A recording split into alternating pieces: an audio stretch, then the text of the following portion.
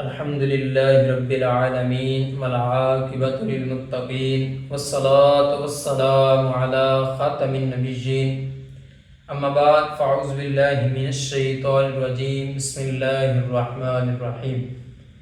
آج ہم انشاءاللہ العزیز پھر بات کریں گے تقلید کے بارے میں کہ کیا تقلید کا جو ثبوت ہے وہ قرآن و حدیث سے بھی ہے، یا کسی نے کہا کہ آپ امام اعظم کی تقلید کر لیں، آپ امام شافعی کی کر لیں، آپ امام مالک کی کر لیں، آپ امام احمد بن حنبل رحمۃ اللہ علیہ کی تقلید کر لیں تو آپ کامیاب ہیں۔ تو کیا اس وجہ سے ہم تقلید کرتے ہیں یا اس کا ثبوت قرآن و حدیث سے بھی ہے؟ تو اللہ رب العزت نے قرآن کریم فرقان حمید میں ارشاد فرمایا اطیعوا اللہ و اطیعوا الرسول، فرمایا کہ اللہ اور اس کے رسول کی اطاعت کرو، اور آگے فرمایا وَأُولِي الْأَمْرِ مِنْكُمْ، اور فرمایا حکم والوں کی جو تم میں سے ہوں۔ اب اس آیت میں اللہ رب العزت نے فرمایا کہ اللہ اور اس کے رسول کی اطاعت کرو، اور نمبر 3 پہ فرمایا کہ امر والوں کی اطاعت کرو۔ اب امر والے کون مراد ہیں؟ فرماتے ہیں کہ یہاں سے وہ علماء مراد ہیں کہ جو فقہ میں مہارت رکھتے ہیں، کہ جو فقہ کو جانتے ہیں، یہاں سے وہ علماء مراد ہیں۔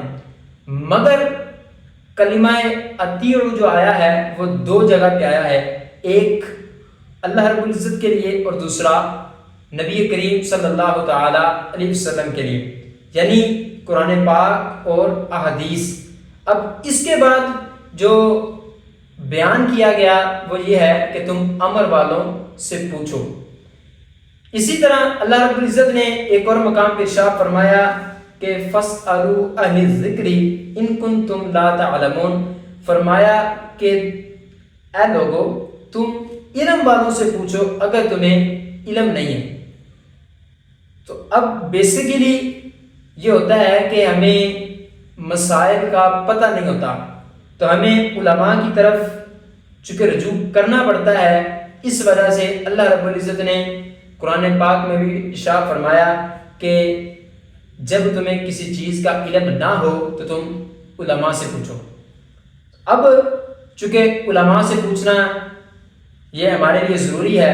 اب کوئی بندہ کہے کہ جی میں بس قرآن پہ عمل کرتا ہوں، میں حدیث پہ عمل کرتا ہوں، تو کیا ایسا بندہ بھی کامیاب ہے یا ایسے بندے کے لیے بھی کوئی وعید آئی ہے؟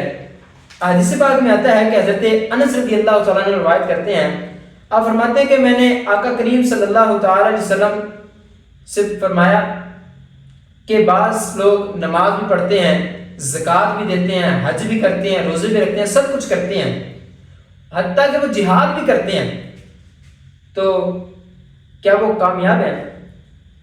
تو نبی کریم صلی اللہ علیہ وسلم نے ارشاد فرمایا کہ وہ منافق ہیں۔ عرض کی گئی یا رسول اللہ صلی اللہ علیہ وسلم کہ جو بندہ نمازیں بھی پڑھے، حج بھی کرے، جہاد بھی کرے، روزے بھی رکھے، سب کچھ کرے، تو فرمایا کہ وہ منافق کس طرح؟ عرض کی منافق کس طرح؟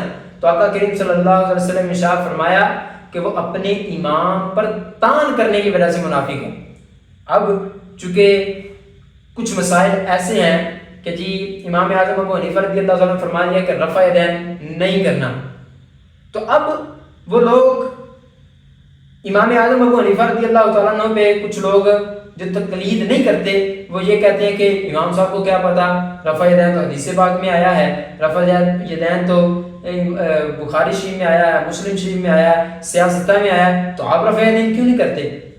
تو نبی کریم صلی اللہ علیہ وسلم کی یہ حدیث پاک بندہ ذہن میں رکھے۔ فرمایا کہ جو بندہ نماز بھی پڑھے، جہاد بھی کرے، حج بھی کرے، روزے بھی رکھے، زکوٰۃ بھی دے، سب کچھ کرے، فرمایا کہ وہ بندہ منافق ہے۔ کس وجہ سے؟ اپنے امام پر طعن کرنے کی وجہ سے۔ تو ایسے لوگوں کو چاہیے کہ وہ تقلید کریں، کسی امام کے پیچھے چلیں اگر آپ دنیا اور آخرت میں کامیاب ہونا چاہتے ہیں۔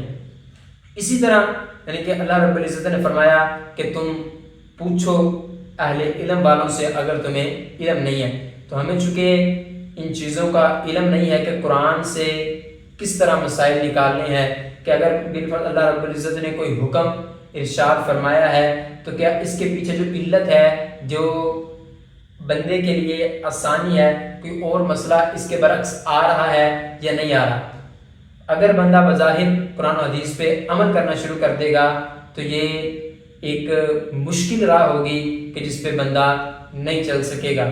تو اللہ تعالیٰ سے ہم دعا کرتے ہیں کہ مولا ہمیں امام اعظم، امام ابو حنیفہ، امام شافعی، امام مالک، امام احمد بن حنبل، ان چاروں بزرگان دین میں سے کسی ایک کے مقلد بننے کی ہمیں توفیق عطا فرمائے۔ جو لوگ تقلید نہیں کرتے ان کو میں یہی کہوں گا کہ آپ تقلید کریں تاکہ آپ کی جو جان ہے، جو آپ کی روح ہے، جو آپ کا ایک زندگی ہے وہ آسانی کی طرف